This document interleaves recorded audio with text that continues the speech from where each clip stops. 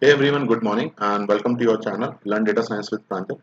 In this knowledge video, I will take up a supervised algorithm which is quite powerful and effective, but due to some reason it is not that popular. And that name of that algorithm is extra tree classifier. So basically, extra tree classifier is an ensemble algorithm. In this knowledge video, we'll see the theory of extra tree classifier and obviously the coding, how to code our extra tree classifier using our sklearn. And then at the end, I'll also compare the extra tree classifier with my another ensemble algorithm, that is your random forest, and we'll compare how the extra tree classifier stands in front of our random forest classifier. So let's quickly discuss our theory of extra tree classifier. So extra tree classifier is an ensemble algorithm which uses number of decision trees at the back end, and each decision tree is uncorrelated to the another tree.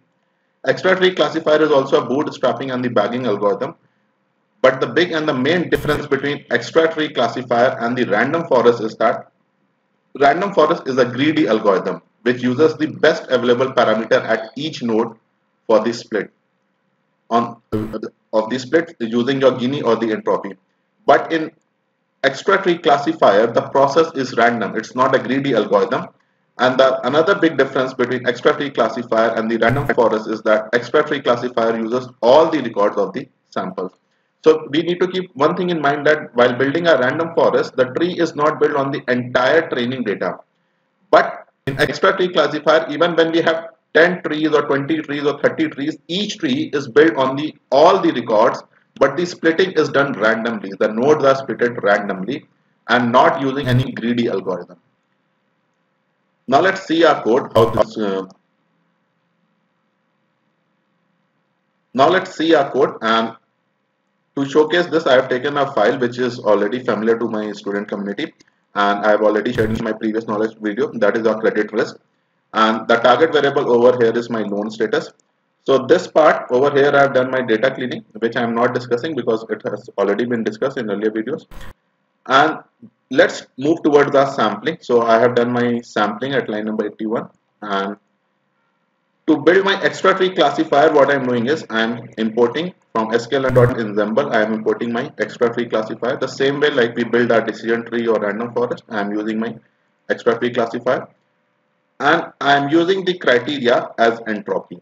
The criteria I am using is entropy, and then I'm fitting my this thing. So I'm fitting at line number 86. I fit my tree, and I'm saying CR train, Y train, the same way we have always been doing.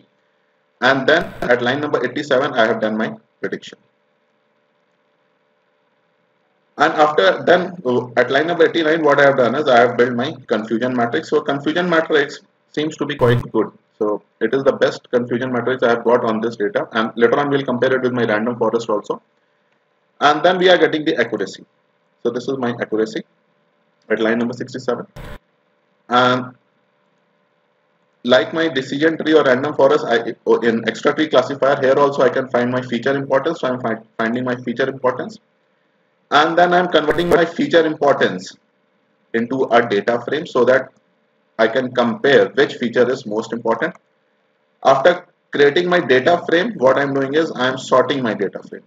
I'm sorting my data frame. So this is the data frame. So credit history seems to be the most important one, followed by property area, and then merit and education. So these are my important.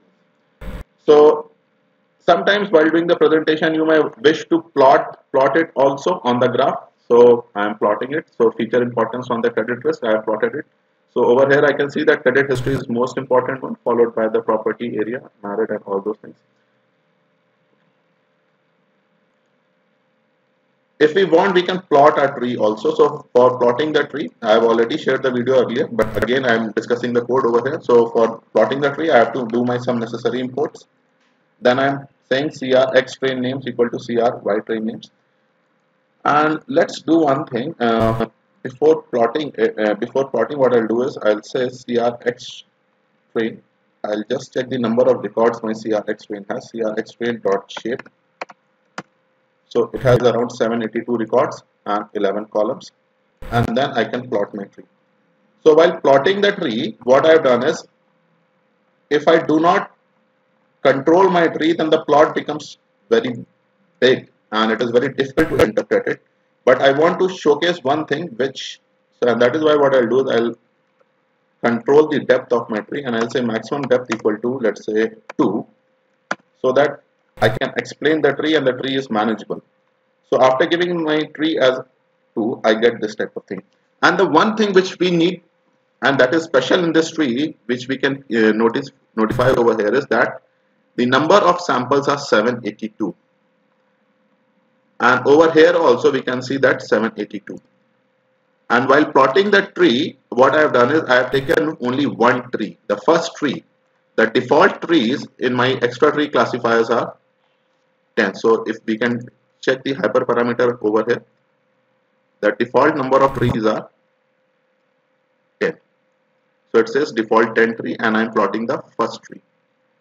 And when I plot the first tree, this is how it looks like. So it is taking all these 782 samples and then it is building the tree. Now let's compare our extra tree classifier with our random forest classifier.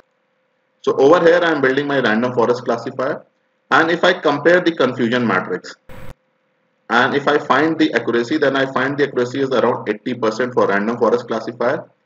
And also for my TPR and FTR also, if I compare this confusion matrix with the confusion matrix I have got with extra tree classifier, I can see that extra tree classifier is giving me a better result. So FPR is low and TPR is high and accuracy is also 82.65. So around 3% of more accuracy I am getting with extra tree classifier. And many a times it has been noticed that extra tree classifier gives a better result compared to your random forest classifier. So this brings us to the end of this knowledge video, and I'll upload this Jupyter notebook on the GitHub link. So if people want, they can take it up from there. And thank you everyone for watching the video. Hope to see you soon in my next video. Till that time, happy learning.